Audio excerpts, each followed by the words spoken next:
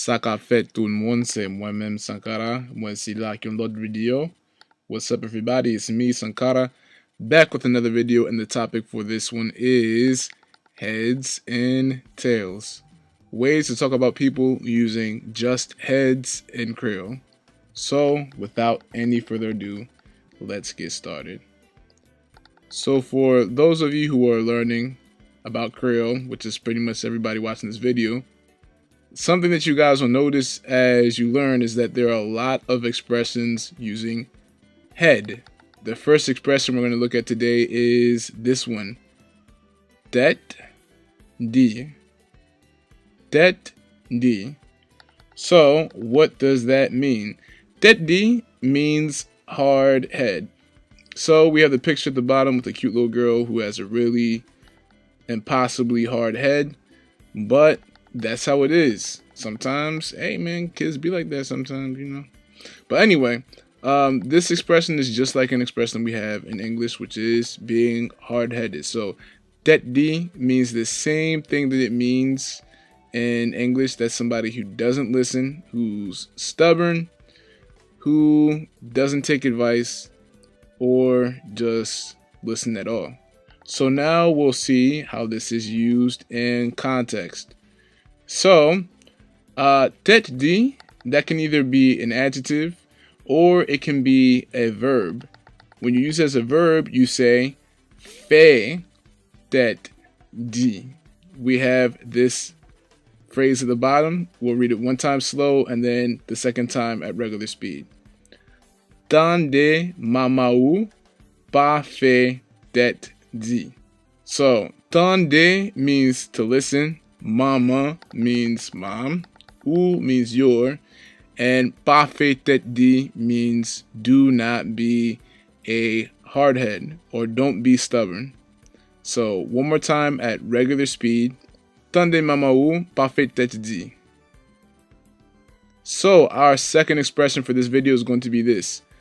Tête kolo wash. Now, what does that mean? If you guys look at the picture, you might be able to figure it out, but kolo wash is a little mollusk that attaches itself to rocks, and the name kolowash literally means stuck to a rock or to stick to a rock. So somebody who has a head or yon tête kolowash is a person who is tête dit, or in other words, somebody who doesn't listen, doesn't take advice, is going to do whatever the heck they want to do, no matter what you say anyway. So we'll see how this looks in an example sentence. Tête li pidi passe kolo wash. Tête li means his head. Pidi passe means is harder than. And then we just said what kolo wash means. It is a kind of like a clam or mussel, or I don't know. Basically, a sea animal that has a really hard shell. So one more time, this time at regular speed. Tête li pidi passe kolo wash. Our third expression for this video is going to be this. Tête chargée. Tête chargée. So whenever you see CH in Creole, that makes the sh, SH sound in English. So this is pronounced tête chargée and not tête chargée. So what does this mean?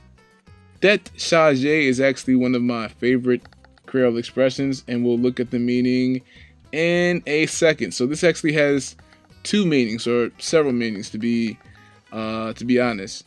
So we'll look at our definition, starting with the first one. Problème, bagay, ou situation qui difficile ou qui compliqué. So that means a problem, thing, or situation that is difficult or complicated. Example, elle a une tête chargée. Allah means there is. Voila. So, elle a une tête chargée means what a problem we have on our hands, or something to that effect. The next one is kind of is a question. You can ask somebody this. They look burdened. You can say this. Tête chargée? Is everything good? which brings us to our second definition, moun qui la cause problème. So somebody that causes a problem can be a tête chargée. So for example, pa parler ak li, c'est yon tête chargée. So if you see somebody that's getting involved with somebody that is trouble, you can say pa parler avec li or pa parler ak li, c'est yon tête chargée. So do not talk to him or her. She is a problem. Fourth expression for this video is this: tête pa la. Tête pa la. So this is actually 3 words: tête, which means head, pa, meaning not, and la, meaning there. This word actually applies to somebody who's really forgetful, but it can apply to somebody who's distracted or just not there.